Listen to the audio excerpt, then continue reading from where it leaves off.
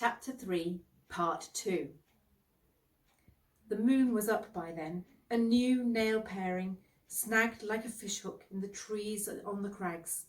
Through the twilight, Sir Bertilac and his men rode home, the breath of their weary horses smouldering on the cold air, men on foot beside them, lugging the carcasses of all the deer they'd killed, the muzzles of the hounds red where they had feasted on the guts and entrails. Across the drawbridge they clattered into the yard, and Gawain came out with everyone else to see the dead deer heaped up there. "A good day's hunting," roared Sir Bertilac, jumping from his horse and waving at the mountain of meat. "And I've not forgotten our wager, Gawain. All this is yours." "It's a fine haul," said Gawain. "Not even Arthur himself has killed so many in a single day." "And how did your hunting go?" said Sir Bertilac. "What did you win inside these walls of mine?" Gawain thought for a moment. "Only one thing," he said, and he put his arms around Sir Bertilac's neck and kissed him. Sir Bertilac jumped back, surprised. Then he began to laugh. "I'd like to know where in my house you found such a prize." "That wasn't part of our bargain, my lord," said Gawain. "I said I'd give you what was given me, no more, and that's what I have done."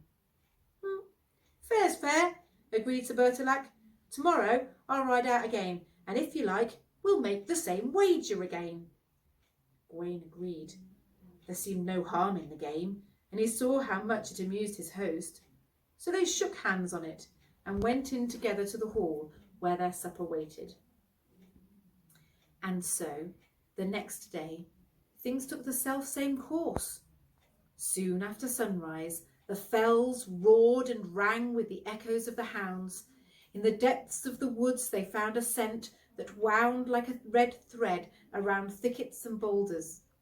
It led them to a brindled boar, a massive beast, scarred by the spears of hunters he'd foiled in other winters.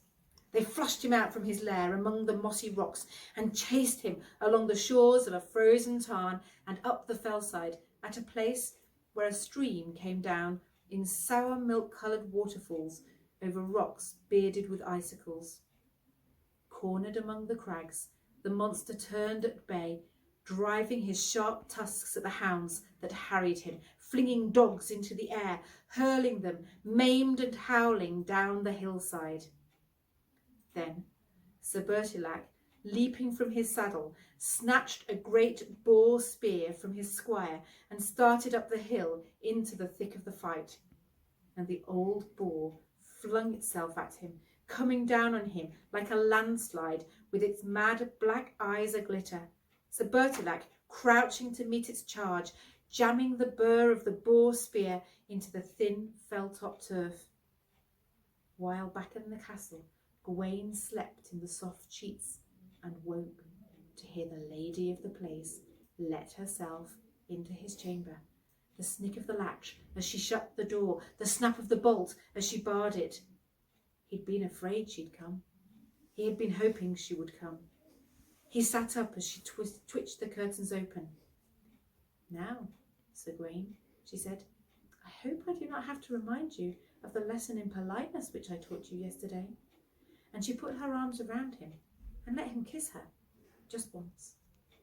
Then they sat as they had sat before, snug in the tent of the curtained bed, and talked of tales they'd heard and things they'd seen, of Gawain's home and the ladies, till the sky outside took on the dusky duck-egg blue of evening. Then she kissed him again and left him, and just as Gawain had the day before, he dressed and descended to the hall in time to see Sir Bertilac and his party come clattering into the yard. Sir Bertilac's clothes were all drenched in black blood, so that people feared he was wounded. But when he saw Gawain, he let out a laugh and swung down from his saddle the head of the boar, massive, mad-eyed, scarred by hound's teeth, yellow tusks gleaming, red tongue lolling. He let it fall on the flagstones at Gawain's feet. "There," he said, "did you ever see such a beast before, Sir Gawain?" Gawain shook his head. Not even Arthur has slain such a boar that I have heard of." Then Sir Bertilac laughed again, delighted. "I'll give you its head, Gawain, in honour of our agreement," he said. "Now, let us see what you've caught today." Gawain hesitated for a moment. Then he hugged the old knight, placed his hands upon his bearded cheeks, and kissed him sweetly, once, twice. Sir Bertilac raised one shaggy eyebrow at the first kiss, another at the second. "Well," he said, "you've done better than yesterday, twice as well in fact. Let us see how you fare tomorrow. Shall we make the same wager, just one more time?" Gawain agreed, and then realised that tomorrow's game would be the last, for tomorrow was New Year's Eve, and on the morning after he must leave this castle and his kindly host, and go to seek the Green Knight at his chapel. That night, despite the softness of the sheets and the snugness of the bedchamber, Gawain did not sleep soundly. Dark dreams kept coming to him, in which the Green Knight waited, headless and horrible, heaving up his axe, swinging it down, landing the blow which Gawain had promised he would bear without flinching.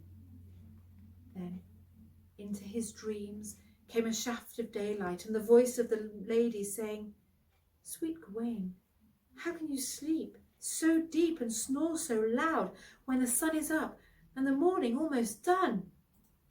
He opened his eyes. It was bright daytime, New Year's Eve, cold sunshine outside, and the horns of the hunt ringing from far-off fells.